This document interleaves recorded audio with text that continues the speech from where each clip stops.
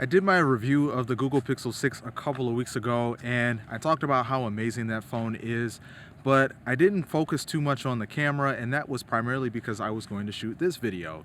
Now, this video is designed more specifically to test the Google Pixel 6 Pro's camera up against a dedicated shooter or a dedicated camera. Not necessarily professional, but a dedicated camera.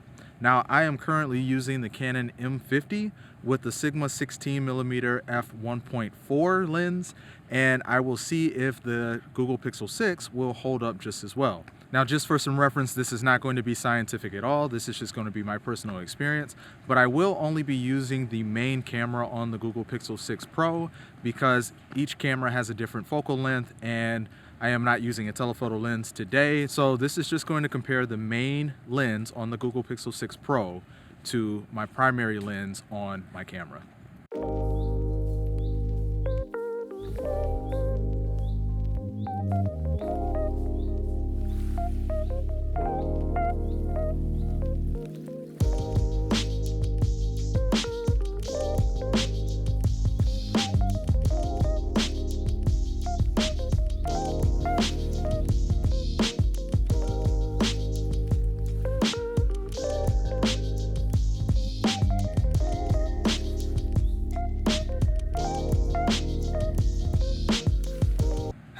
Man, it's getting chilly. I hate cold weather. But yeah, we got some pretty good shots today.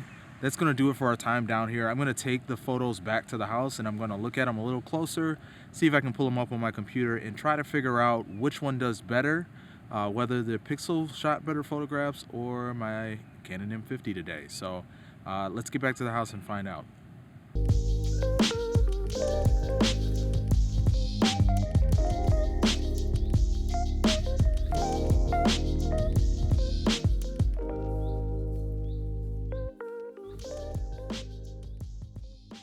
So we're back, and pretty interesting day today shooting some of those pictures with the Google Pixel 6 and my Canon M50. I got home and I started to look at them a little bit, and I gotta say the results that I have seen so far have been pretty interesting. So I'm gonna hop over to the computer real quick and I'm gonna walk you guys through some of the things that I noticed in these shots, and I'll let you be the decide if the Google Pixel 6 keeps up with my dedicated camera and which one you like more. All right, so let's take a look at our first shot of this ball with a statue in the back.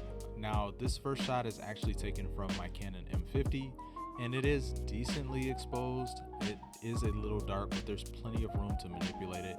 But the main thing I want to focus and kind of show off here is this nice bokeh effect, or bokeh, which is that blurry background that you see in the back. Now, this is kind of par for the course. This was taken with my 16mm f1.4 lens, so that bokeh does look pretty nice. It's pretty smooth. But if we go over to the Pixel photo, this is the one that came straight off of the phone, taken from a very similar position. One thing I do notice off the bat is it is brighter, but it's not overexposed. The highlights aren't blown out or anything like that. In the shadows, there are still a little bit of detail that it's maintained, but you get a lot less of that natural bokeh effect. And you also have some of this weird kind of squeezing of the image going on compared to the photo that was taken on the M50.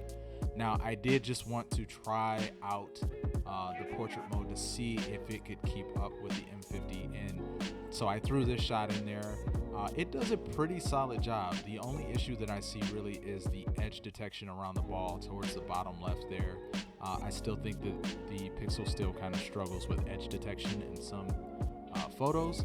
So this one, in my opinion, goes to the M50 just because it's consistent with that natural bokeh, even though the Pixel did pretty good.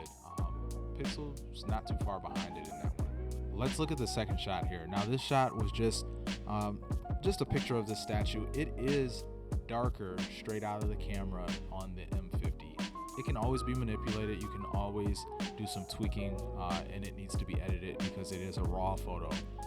But it does seem to be a little bit sharper when I look at the shadows and just the detail in the shot when I compare it to this photo here on the Pixel.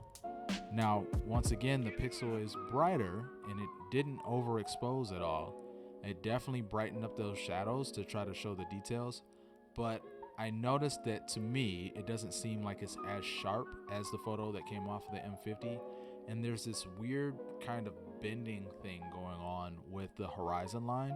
That's a little weird, but I will give points to the Pixel here because there is this boom lift that's sitting off to the right here that I didn't really want in the photo. And this is exactly what Magic Eraser is here for, that they included as a feature of the Google Pixel 6 and Google Photos.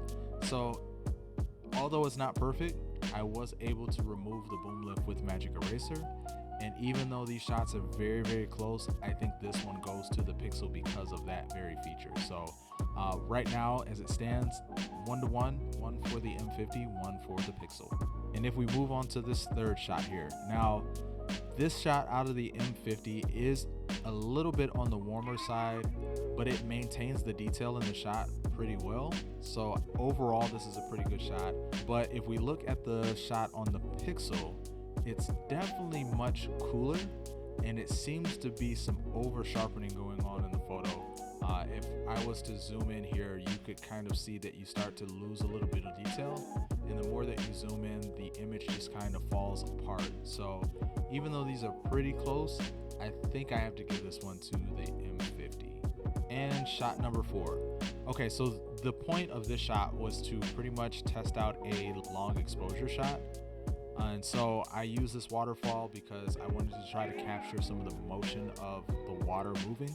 This is exactly what one of the features, the long exposure feature, was designed for. So if we look at this first shot on the M50, this was very, very hard to shoot.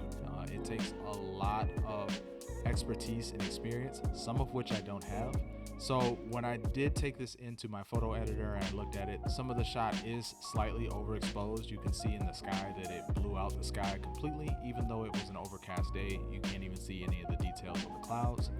But when we look at the shot that the Pixel took, I mean, this is really where computational photography really starts to shine. So I would say overall, the Pixel took a better exposed shot because it maintained some of the details in the sky. You can actually start to see that there were clouds out while we were shooting it, and it's not completely overexposed. I will say that I actually like the way that the movement of the water looks coming out of the Pixel. To me, it looks much more fluid, and even though I'm not the best photographer in the world, I will say that this shot probably was much easier on the Pixel, and so it came out, in my opinion, much better. So in this one, I have to give it to the Pixel. All right, and another shot here that shows off some of that bokeh effect once again, but that's not really what the point of this photo was. I took this photo to measure the color accuracy that is shot out of my M50 compared to the Pixel. And right off the bat, I can say that the M50 is pretty color accurate. It has that nice bokeh, and it also happened to maintain some of the detail in the leaf pretty well. But when we go over to the Pixel, I would say that the Pixel is very similar, even though it's taken at a slightly different angle. It is, to me, a little less color accurate, but it, like I mentioned, it was taken at a slightly different angle. It could just be the way that the light is hitting it. And this was not taken in portrait mode. So that nice bokeh effect that you're seeing, even though the photo is a little over sharpened, that is the actual bokeh that came straight out of the regular lens without using portrait mode. So I'm gonna call this one a tie because to me, both of these shots are actually pretty good and you couldn't really go wrong either way.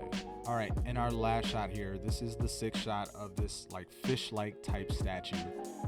Now both of these shots came out pretty good. And I will say that the Pixel shot came out a little bit sharper, and I think the white balance on the shot is actually a little bit better than what's coming out of my M50. It's very close, but me personally, I actually like the M50 shot just a little bit better. The Pixel keeps over sharpening photos, and I'm not a huge fan of that, to be able to try to edit it and do things with it later, but it is perfect for somebody that just wants to point and shoot and then be able to share it.